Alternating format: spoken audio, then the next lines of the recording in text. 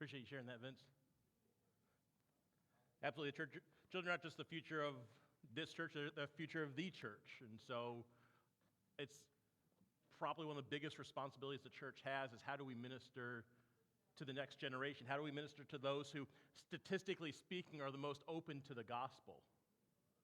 We're the most open to being poured into, so it's a responsibility. So thank you, Debbie and all the other Awana leaders, the children's church leaders, the Sunday school leaders, Joyce Up Academy, just the different ministries, youth group, Kevin and Abby and Rachel, and just everybody who just pours into the youth. And it's wonderful. How can we increase and enhance those ministries to the next generation? So last week, if you'll remember, I had you start the service by extending your hands with palms up. If you'll do that again for me, because perhaps you've forgotten about that exercise, or I think it fits well today, probably fits well with most exercises. So just stick your hands out and notice that your hands, your palms, as they're face up, your fingers a little bit curled. Unless perhaps you have some arthritis or something like that, they might be more clenched, but generally a natural hand is curled, and I believe it's a good reminder that we're to steward that which God has given us. We're to be the good stewards of those things. You can put your hands down, and so God has given us certain things, whether it's children, finances, property, wisdom, intelligence, discernment. God has given us everything in this world. Remember, Solomon asked he'd be given anything he wants. He asked for wisdom, and God blessed him with resources. God gives everything, God takes away, and so we want to be wonderful stewards of that. Last week, after this, we had the leaders questioning Jesus' authority. Hey, but who gives you this authority to turn over tables in the sanctuary here in the outer room of the temple?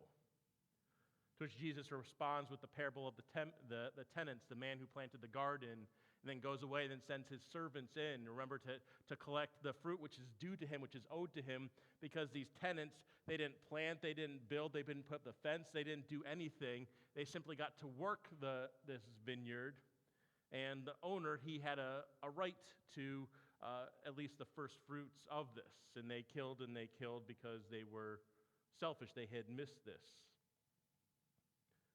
During this, the chief priests, the scribes, elders, we saw they were so hard-heartedly focused on maintaining their authority, their power, their control. They were unable to recognize God's authority, God's will and action. They were unable and unwilling to yield to God's rebuke and discipline. And ultimately, they're going to lose everything, which is why predominantly Jesus has handed over the church to the Gentiles. Yes, it's wonderful that there's a number of Jews who believe, but it's a very small percentage, a small minority. So as we look back at that message, we saw, once again, these parables, the winepress, everything going on. And as they left, it says, verse 12, that they were seeking to arrest him, but feared the people. For they perceived that he had told the parables, this is Jesus had told the parable, the story against them. So they left and went away. Matthew actually records this about the interaction. It says, then the Pharisees went and plotted how to entangle him in his words. They didn't simply go away. They plotted, they schemed together. And so they're unable to handle this rebuke. There's this incredible anger, rage, fury, whatever is going on here. There's a lot going on. And so they're going to come after Jesus here again. Nothing was sinking in. Shows the hardness of their hearts towards God. Scheming how to entangle, how to trap Jesus, not simply catch him in doing something wrong or sinning. It's one thing to wait for somebody to do something foolish, to do something dumb. For you and I who are not God, one does not have to sit and wait very long for us to make a mistake. It's going to take forever to find Jesus. You're not going to find him making a mistake. And they wanted to expedite this thing. Satan was working hard. He was working overtime. They want to create an artificial environment to make him either sin or give the appearance that he has done wrong. And so I think it's a good opportunity to step back. There's usually, in my opinion, there's a big sign that something huge spiritual is taking place, and that is when it makes absolutely no sense at all. Something huge spiritual is going on, and it could be Satan, demonic, terrible, spiritual, or it could be God, awesome, wonderful, spiritual. Either way, if this makes absolutely no sense what's going on, there's a high probability, almost guaranteed, there's something bigger than you and I spiritually going on. So obviously, if it's demonic deception, Satan is a great deceiver. He tricks and deludes, and we can look, probably the easiest place to look is perhaps in our political environment. Man, such wonkiness going on, or just culture, whatever. How does one get to these sometimes illogical conclusions? Well, that's Satan and his deception. Something huge, spiritual, demonic is going on. But at the same time, you can look at a big act of God where it makes absolutely no sense whatsoever. Well, it could be a big act of God. You look at the cross. Why would the God of this world need to die on the cross? His disciples, they were with him for 3 years. They didn't understand it. Well, now you're going to return this world to us. Are you going to hand it over? Are you going to be in charge? Are you going to reign on your throne? What about God taking Israel to the Red Sea? They're fleeing from Egypt. The best thing to do is probably not get your back against a wall or go to someplace impenetrable. No, God had something bigger going on. What about no burning in the fiery furnace? God was doing something much bigger, shutting the lion's mouth shut. What about miraculous healings? You see, when it makes no sense, it's oftentimes God is doing something awesome and miraculous. And so it's up to us as followers of Jesus Christ to use our discernment to pray to him. James says, if any of you lack wisdom, to pray. So to use our discernment, our wisdom, God, what is going on here? Is this of you, and I should follow along with what's going on, or is this of Satan, and I need to take some sort of action? Which is why we want to spend time with him regularly, which is why we come to church here, to be refreshed with the music, with the prayers, with opening up Scripture together. We want to use our discernment what's going on. So we're going to have another case where it just makes no sense. Okay, why are they plotting to kill him? Just because their power is being questioned, their authority is being questioned, at least in their own minds. Well, that's what Satan does.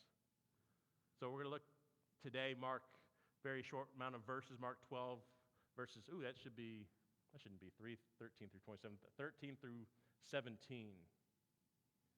Just paying taxes to Caesar and rendering to God what is his. So as you open up here in verse 13, it says, and they sent to him some of the Pharisees and some of the Herodians to trap him in his talk. Once again, not to catch him sinning, not to catch him doing wrong, but they're sending these chief priests, these scribes, these elders. They send Pharisees and Herodians to trap Jesus. Matthew tells us it's their disciples. It's not kind of lead Pharisees, the lead Herodians, it's the disciples, the students, the understudies. And I believe that they were trying to do this. They're setting this trap, hoping that Jesus wouldn't see that this is the leaders. This is kind of the others. This isn't really, maybe he perhaps let his guard down. He'd say something in error, say something that he shouldn't do. They send these the kids to do a man's job in a sense. And so who are these Pharisees? Who are these Herodians? Because it sets up the whole interaction here if we understand a little bit who the Pharisees are and who the Herodians are. You see, the Pharisees, they were the purists of the nation. They were the religious purists. They opposed Rome and all attempts by Rome to intrude into Jewish way of life. They were very Israel, Hebrew, nationalistic. We are God's people. And I'm not saying any of that is bad. That is their identity. That's who they are. Perhaps we could see some of that in our current political landscape. These were these purists. They strictly abided by the law, that is the law of Moses. They imposed additional rules on top of the law, elevated themselves with their self-righteousness to be, in a sense, to be God. They were all about getting all the attention and not God. This is part of some of their fall, but they were very much Israel first, Rome. We're not having anything to do with this Roman government. And then the other side of the coin, pun intended, we have the Herodians. Who are these Herodians? These Herodians are Jewish people who actively supported the Roman rule of King Herod the Great, and favored making changes with the times as dictated by Rome. So you have these two groups of Pharisees, very pro-Israel, and then you have the other group, they're Israel pro-Rome because they could see whatever benefits there are, or maybe they're weak. I'm not sure the reasoning behind it, but you have two diametrically opposed groups coming together against a common enemy, if you will, to entrap Jesus. Doesn't really make sense. I'm not sure if they've ever come together with a common goal before, but now they do to try to get rid of Jesus. They joined forces. They both wanted to get rid of him. This was, as we know, King Herod's desire. We saw in Luke chapter 13. And so they set the trap for Jesus, verse 14. They came to him and said to them, "Teacher, we know that you are true and do not care about anyone's opinion, for you are not swayed by appearances, but truly teach the way of God. Is it lawful to pay taxes to Caesar or not? Should we pay them or should we not?" So they approach with this trap, this true statements, but meant to be, I think, more flattery, once again trying to perhaps get his guard down. So once again, very true statements. Number one, you are true. Jesus obviously absolutely is true. He never lied, never deceived. This is part of his identity. He only spoke the truth. He spoke the truth in love. Sometimes it rustled more of their feathers than they appreciated. He said, hey, number two, you're not only true, but you don't care about other people's opinions. So I think for us, we can be pretty decent about being true. Maybe not truth in love, but truth is good, but you're not swayed by other people's opinions. I think that's where a lot of us perhaps we fall short. I care more about other people's opinions than I wish I did. I'm maybe not easily, but more easily than I'd like to be swayed by them. But no, Jesus, he's focused 100% on the truth from God's perspectives. I don't care what other people are bringing to this equation. He is a focus 100%. Lord, what do you say? Father, what do you say we ought to do here? Number three, they're not swayed by appearances. They don't judge a book by its cover. Sorry about that. Mildly ironic because they're trying to, in my opinion, sway him by their appearances. Have these younger folks who are not the leaders come down, woo him with build him up with flattery. But hey, you're not swayed by appearances. You're not swayed by whether rich or poor, which is absolutely true of Jesus. In fact, that's what really ticked off some of these guys, wasn't it? What are you doing eating with sinners, with tax collectors? What do you do eating with these horrible people? If you're really a Jewish leader, if you're really a prophet, why would you do any of that? Well, their hearts were open to him. These are absolutely true of Jesus, but you truly teach the way of God. And so these are all admirable statements that you and I, we should ascribe to. You and I, we should try to live our lives by. Once again, nothing false. Jesus is true, teaches the way truthfully, doesn't care about opinions, not swayed by appearances. Jesus doesn't care about their position or standing. It does not change the truth to him. It might change the way he presents the truth, but it doesn't change the truth itself. Jesus never compromises his integrity for the sake of what others might think, and neither should you or I. So they ask this trap question here. Is it lawful to pay taxes to Caesar or not? Should we pay taxes? I see some little fishing going on here. These Pharisees and these Herodians, they've put out that little worm there, that artificial bait. They've cast out there, right there, right, Roger? You got a nice little Texas rig. It's weedless. The hook of the point of the hook is in the worm, so they're just going to drag it along, hoping that Jesus is going to bite like an angry or hungry little bass there, come and really attack this. They've set this out there. He's going to be in trouble no matter what he does. They set the flattery. They think that Jesus is cornered, saying, hey, is it lawful to pay taxes to Caesar or not? We had the Pharisees and the Herodians. They had him flanked, waiting to pounce no matter which way he answers. If he says yes, that it's lawful, pay, then he'd be siding with the Romans. At least that'd be the appearance of the Pharisees. That it would be siding with the Romans against God's people, against Israel.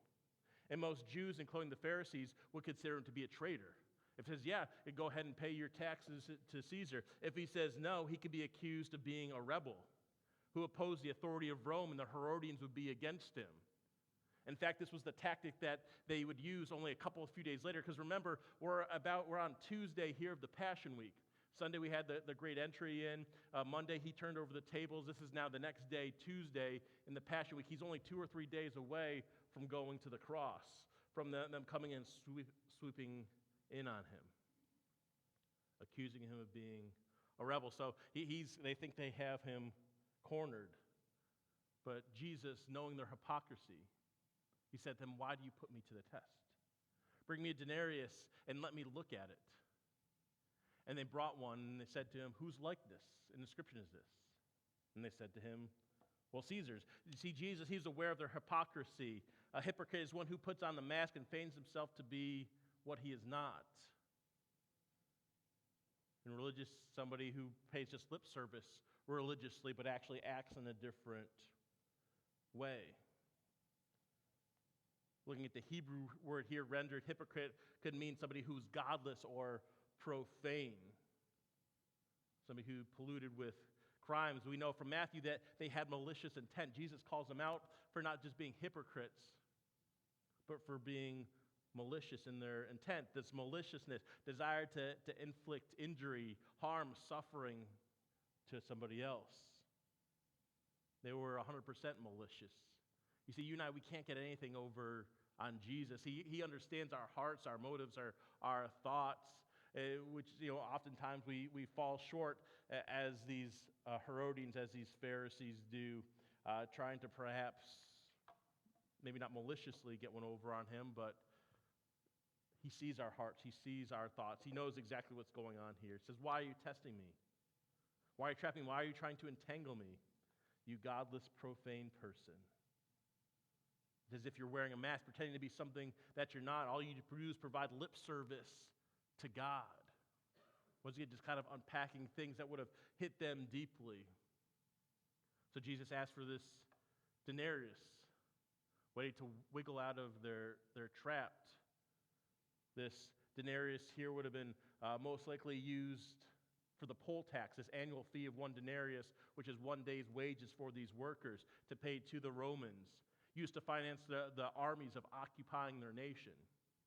I mean, nobody likes to pay taxes. I'm not sure. Most of you probably aren't excited about this time of year. We got a couple months until tax day, and thinking, hoping that perhaps we'll get a little bit more money back, or whatever the case may be. What exemptions can we attribute, perhaps?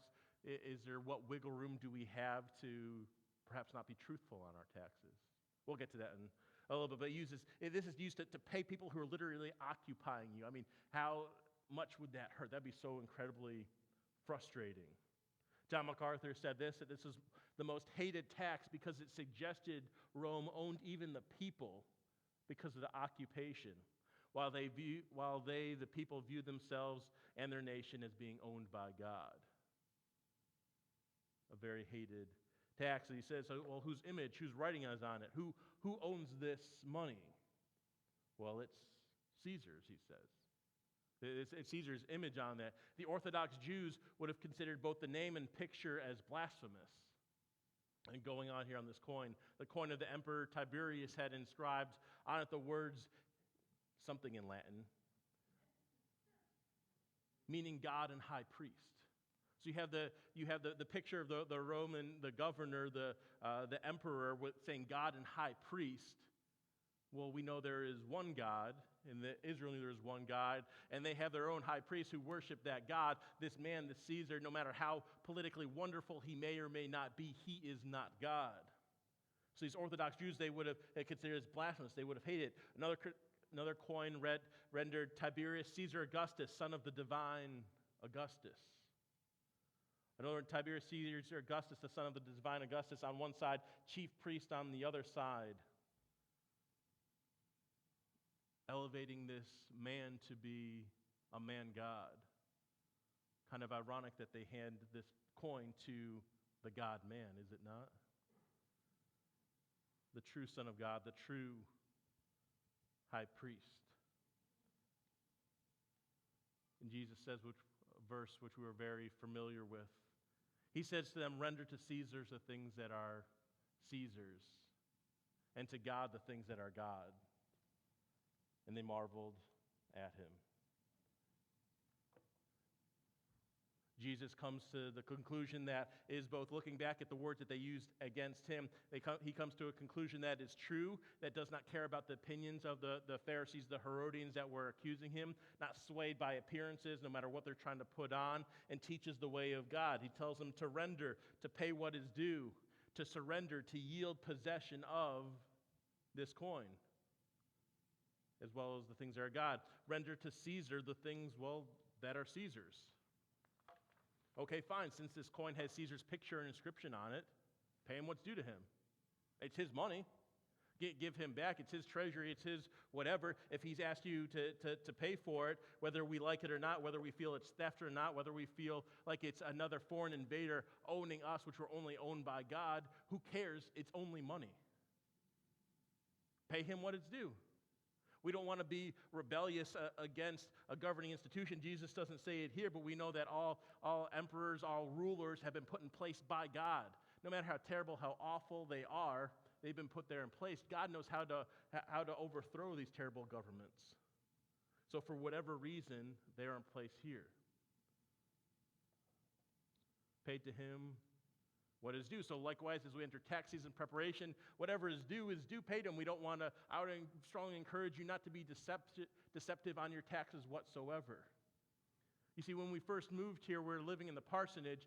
Many of you might not know this, but as the pastor, that is not 100% tax-free living for me. I need to pay the Social Security, Medicare, FICA, whatever, on that property. Whatever the church gives me for that, the utilities, all that stuff, whatever is a reasonable amount. I am obligated, I know some act that passed in the 50s, 60s, 70s, somewhere around there. I and every other pastor who has a parsonage must pay that, render that to Caesar, render that to whomever the government is. You see, if Joyce Bible Church doesn't report that, then how are they going to know that I live there? They're not looking at my tax records or my bank account and saying, am I paying money do I have a mortgage here or rent here? Am I living rent-free at my mom's house or whatever? So we could choose not to pay that. I forget what figure that we in the board came up with that is somewhere in the spectrum of reasonable as far as rent is concerned and everything. But, that would be nice not to say to the government, hey, there's about $15,000 extra that I'd like to pay 15.3% taxes on. Because as a pastor, I have to pay both the employee side and the employer side of the FICA. It'd be nice not to have that. And all of us, that's just one example. All of us, we have those opportunities, do we not? We could overlook this, or we could overlook that. No, a person, he was self-employed, a businessman, and as a businessman, you keep down your records of mileage and all that other stuff. And so one year he got audited by the IRS. His paperwork wasn't very good, so they dinged him. He had to pay stuff back. And then knowing that he didn't have the paperwork, the IRS agent, it sounded like he was kind of a jerk. I don't know, this guy was also kind of a jerk. So, sometimes when you go toe-to-toe. Anyways, so he said, well, let's look at your previous year's paperwork. It's like, well, if I didn't have it for this year, I'm not going to have it for last year. And so they got him for more money for the previous year, and they did that for 2 or 3 years in a row just to do that. And he vowed at that, well, I'm going to get that money back. By what? Keeping false books. As a follower of Jesus Christ, I don't want the blessings, whatever that God wants to do in and through me hurt, damaged by the fact that I was dishonest with a government entity or with any other person. So I'd encourage you the same way. We can't expect to get blessings when we use the ways of Satan. Does that make sense? I mean, it's just kind of, so I think we all, when we put in those schemes, it makes sense. But you know what? We all like money. Well, let's not kid ourselves. We all like money. We ought not to love money or be slaves to money. But you know what? We need money to pay for everything in this silly world. It really helps to have some. So just my encouragement to you all, render the things to the government, to the IRS that are due to them. But on the flip side, he says, Jesus doesn't stop there. He gets deeper with them. What's the real thing that they should be doing? Well, they should be rendering to God the things that are God's. That's the big thing that they've missed. Obviously, they came here to trap and ensnare Jesus. He says, well, render to God the things that are God's. The most important part of this verse So that's being said, whatever we have is God's. Whether that's money, yeah, it'll have dead presidents or whomever. Is it Benjamin Franklin? I don't know. Is he on the $100 bill? I don't get very many of those. I think we're all probably in the same camp there. We have these American people. It might say in God we trust, whether we trust God as a nation or not. We can talk about that later. But God has blessed us, given us whatever we have, whether that's the home we live in, the money we have, the clothes we have, the food we have, the animals we have, the land we have, the intelligence we do or do not have, the wisdom and discernment we have, the physical abilities, whether they're ebbing or flowing or going down as we get older, the relationship we have, the opportunities we have, everything we have comes from God. Everything good comes from Him. Are we truly rendering? Are we truly surrendering or yielding possession, holding our hands, our palms out loosely? Yes, I'm going to steward that which you've given me. I'm going to try to do it best, but Lord, it's yours. If you want to bless me with selling a quarter acre of land, giving us some money, I really didn't want to, I'd like to keep that, but there's another need I have to take care of. Well, I'm going to go ahead and, Lord, it looks like you've given 1 + 1 = 2. I need to go ahead and bless this person. Sometimes it works out that way, doesn't it? Or we so focused on, well, no, this is mine. What am I doing with my time? How much time am I wasting on silly things on our phone? Hopefully you haven't gotten into the addiction of the smartphones like I have.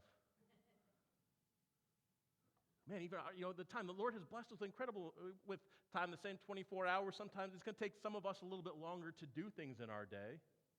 Or about the wisdom, the understanding, the knowledge we have. We have a wonderful portion of older people in this church. You have 50, 60, 70, 80, 90, 95, 96 years of walking with the Lord, hopefully. Man, the folks that are in their 20s, teens, whatever, would love to have some of that wisdom, that knowledge, that discernment. How can we be pouring into those next generations? Once again, whether they stay here in Joyce or not, or whether they go out, they go to Port Angeles to swim, they go all the way to the better coast, the east coast, the other coast. I like it out here. It's pretty out here. We'll see where the Lord keeps us. Anyways, so no matter whether they stay here locally or go worldwide, we have this awesome opportunity and responsibility to render things like God. It's God, like I said, the information He's given us, the time He's given us. How do we pour into folks? This is the huge command. Filling out accurately your tax form on TaxAct or giving to your accountant or whatever software you use, that's kind of easy.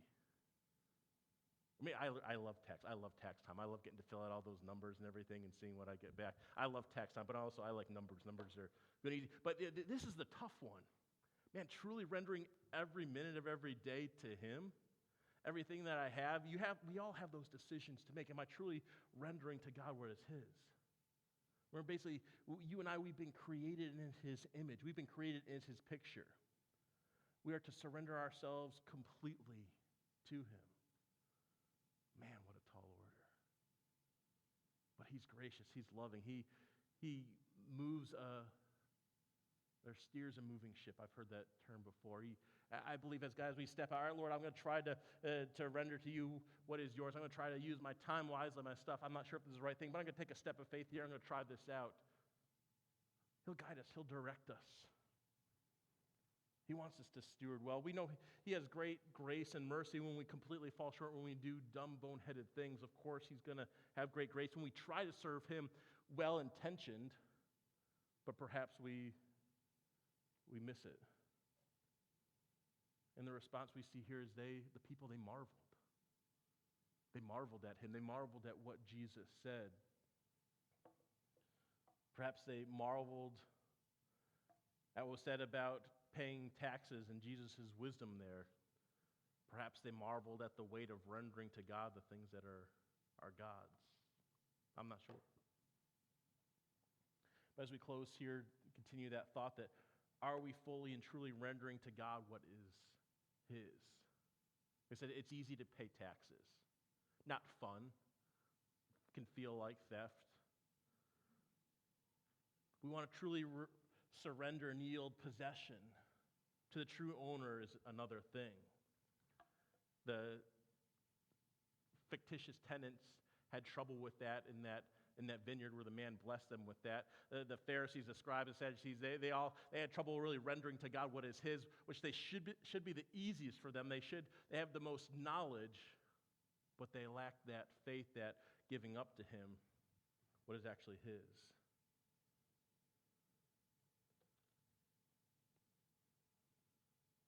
Those 10 say, owed Him what was due, which is actually everything He graciously provides for them.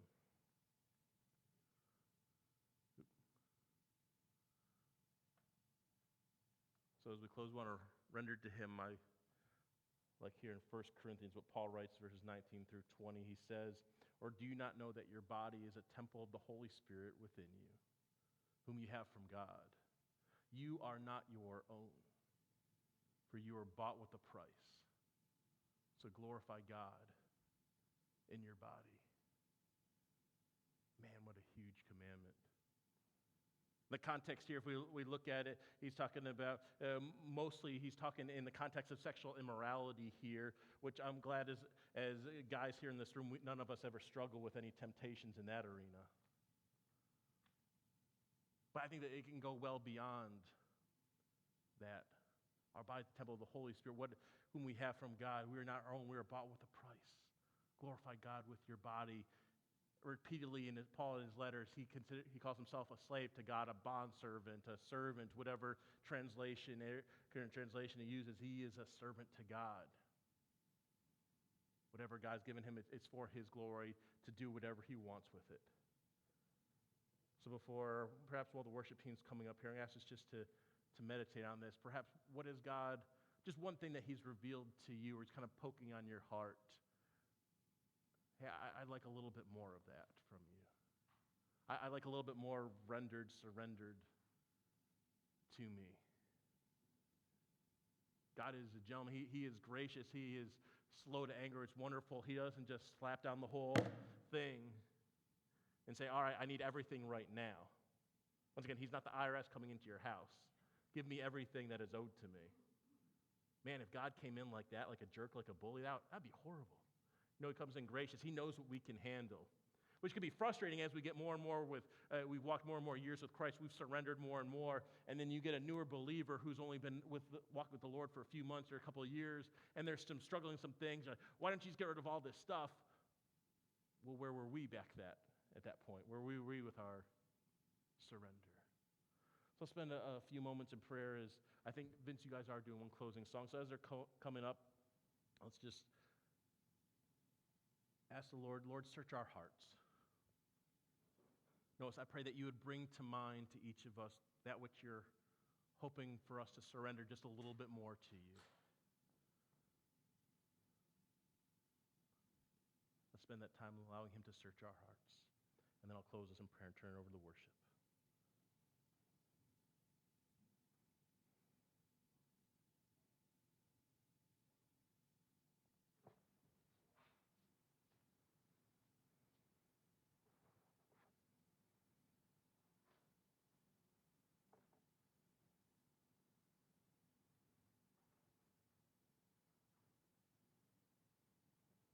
Lord, you're revealing to our hearts. You're speaking to our hearts.